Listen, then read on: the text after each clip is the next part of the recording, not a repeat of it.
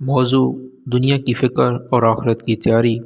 السلام علیکم معزز بزرگوں، محترم بھائیوں اور عزیز نوجوانوں، آج ہم ایک ایسے نہایت اہم اور بنیادی موضوع پر گفتگو کرنے جا رہے ہیں جس کا تعلق ہر انسان کی زندگی سے ہے، بلکہ اس کی کامیابی یا ناکامی کا فیصلہ اسی موضوع پر ہوتا ہے، اور وہ ہے دنیا کی فکر اور آخرت کی تیاری۔ انسان کی اصل مشکل یہ نہیں کہ اس کے پاس دنیا کم ہے، اصل مشکل یہ ہے کہ اس کے دل میں دنیا بہت زیادہ ہے۔ آج انسان صبح سے شام تک دنیا کے لیے بھاگ رہا ہے، رات کو سوتا بھی دنیا کے خواب لے کر ہے، مگر موت، قبر اور آخرت کا خیال اس کے دل سے نکلتا جا رہا ہے۔ حالانکہ ہم سب مسافر ہیں اور یہ دنیا ایک سرائے ہے۔ اللہ تعالیٰ قرآن مجید میں ہمیں بار بار دنیا کی حقیقت سمجھاتے ہیں۔ دنیا کی زندگی تو صرف دھوکے کا سامان ہے۔ ایک اور مقام پر فرمایا، جان لو دنیا کی زندگی کھیل، تماشا، زینت اور آپس میں فخر ہے۔ بھائیوں، یہ آیات ہمیں بتاتی ہیں کہ دنیا وقتی ہے، دھوکے والی ہے، ختم ہو جانے والی ہے، مگر افسوس ہم نے اسے ہمیشہ رہنے والا گھر سمجھ لیا ہے۔ اسلام دنیا کمانے سے منع نہیں کرتا۔ نبی صلی اللہ علیہ وسلم نے بھی تجارت کی، محنت کی، خاندان بسایا، لیکن اسلام حد سے بڑھ جانے والی دنیا کی فکر سے روکتا ہے۔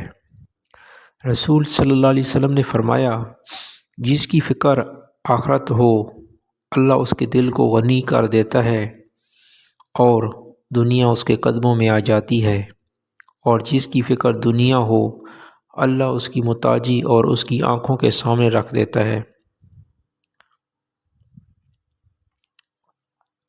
ذرا سوچیں، ہم میں سے کتنے لوگ ہیں جو نماز چھوڑ دیتے ہیں مگر کاروبار نہیں، جو حرام کمائی سے نہیں ڈرتے مگر نقصان سے ڈرتے ہیں، جو دنیا کے امتحان کے لیے تو فکر کرتے ہیں، آخرت کے امتحان کے لیے نہیں۔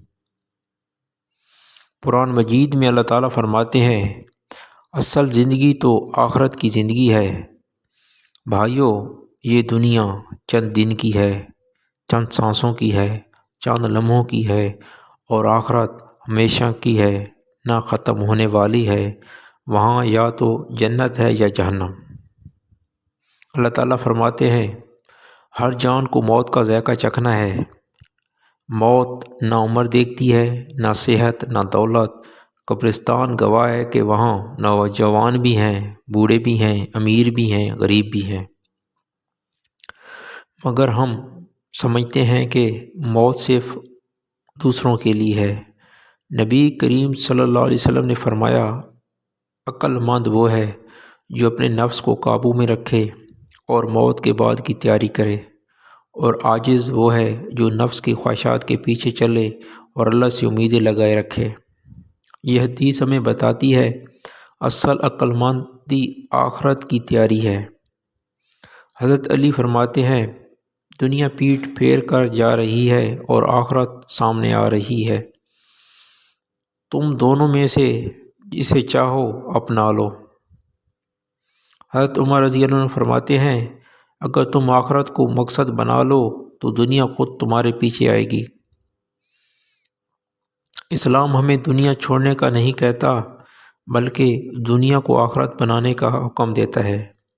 نبی کریم صلی اللہ علیہ وسلم نے فرمایا، دنیا آخرت کی کھیتی ہے، یعنی جو یہاں بو گے وہی وہاں کاٹو گے۔ نماز کی پابندی، نماز وہ پہلا عمل ہے جس کا حساب ہوگا۔ حلال رزق، حرام کمائی عبادت کو بھی کھا جاتی ہے۔ والدین، پڑوسی، بیوی، بچے، ملازم، سب کے حقوق ادا کرنے چاہیے۔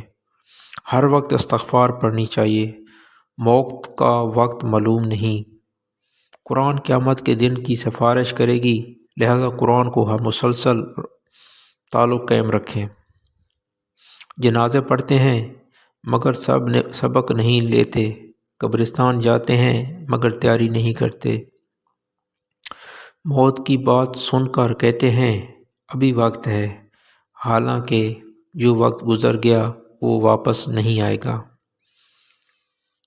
اے اللہ کے بندو، دنیا کو ہاتھ میں رکھو، دل میں نہیں، آخرت کو مقصد بنا لو، کیونکہ سمجھدار وہ نہیں جو دنیا جمع کرے، سمجھدار وہ ہے جو آخرت بنا لے۔ اللہ تعالیٰ ہمیں اپنی آخرت سنوارنے کی